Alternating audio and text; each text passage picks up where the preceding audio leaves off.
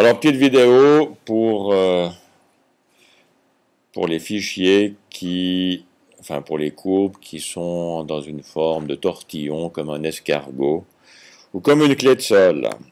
Alors, pour ceci, on va importer, on va chercher mes modèles, ils sont là-dedans, modèle de base, je cherche les autres modèles, forme souple, un clic sur le fichier sol, coche modèle et j'importe. Et voilà ma clé de sol.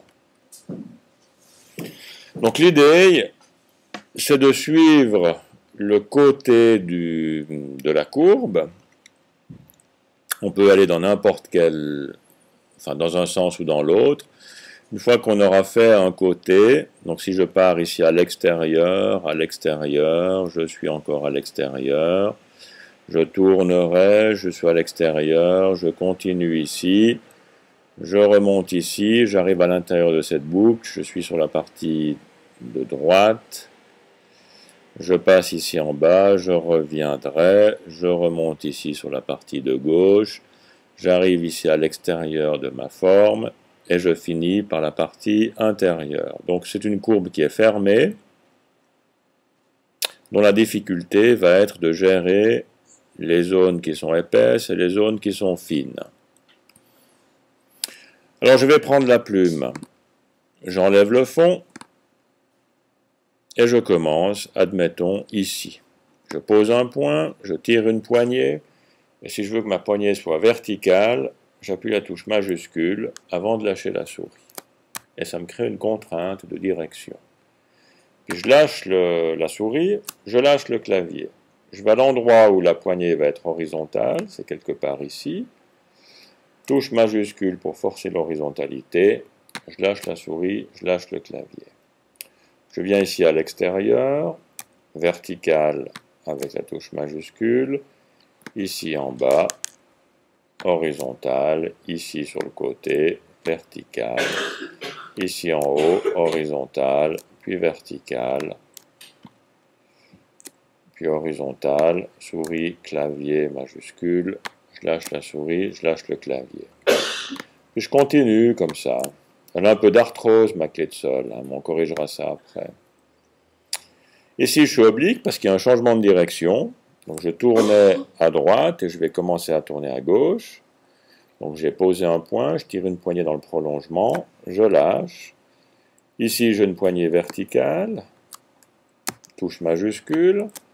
Ici une poignée horizontale. Ici une poignée verticale. De nouveau un changement de direction, quelque part ici. Une poignée verticale quelque part par là, une poignée horizontale, une poignée verticale, une poignée horizontale, une poignée oblique, changement de direction ici, poignée horizontale, verticale. Là, je vais volontairement la mettre un peu plus loin pour pas que ça vienne en collision avec l'autre poignée. Poignée oblique.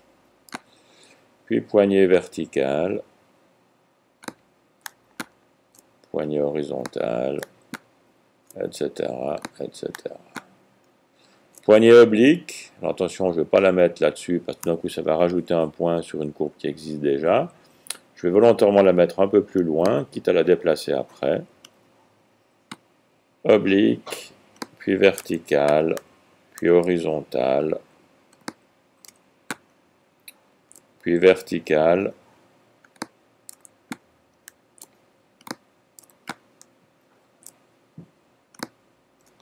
tac, encore une ici, horizontale, une ici, une là en haut. Alors attention aux points qui existent déjà, pas qu'il y ait de petits signes à côté de la plume, ni de petits plus, ni de petits moins. Et puis là, on peut fermer directement. Et je retire une poignée verticale pour créer la poignée d'arrivée.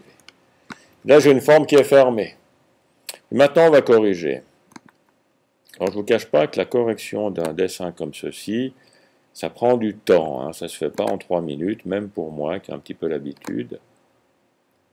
Parce que les zones qui sont très fines et les zones qui sont épaisses sont difficiles à ajuster. Puis on tire.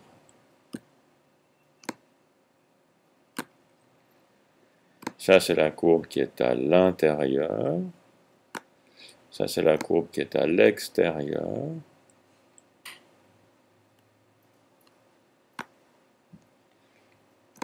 À l'extérieur, à l'intérieur. Vous voyez que l'emplacement de ce point n'est pas tout à fait juste. Je peux prendre le point, changer sa position.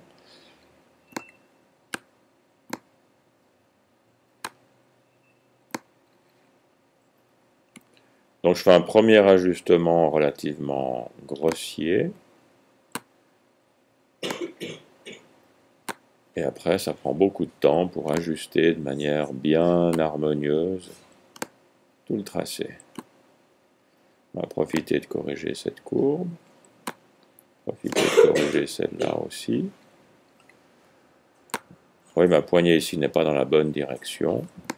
Il faut que je l'oriente un peu plus comme ça.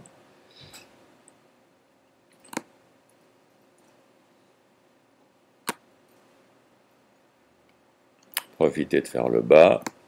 Ça, c'est la partie intérieure. Ça, c'est la partie extérieure. Et etc.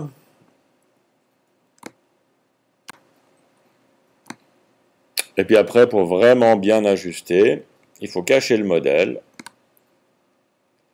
Et puis, il faut équilibrer. Des fois, il faut s'éloigner un peu du modèle pour que la courbe soit bien harmonieuse. Et en finalité, on va croiser le fond et le contour. Et puis là, il y a encore beaucoup d'ajustements à faire pour que ce soit que les épaisseurs n'ondulent pas comme mon dessin le fait. Ici, c'est beaucoup trop fin, là, c'est trop épais, c'est de nouveau un peu plus fin.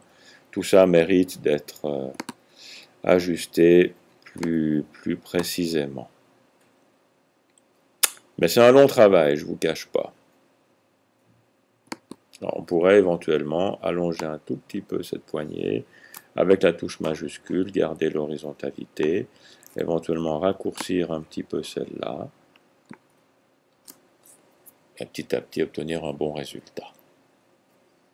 Voilà, je m'arrêterai là pour cette expérience qui est un petit peu chaotique, puisqu'on fait ça très rapidement pour la vidéo.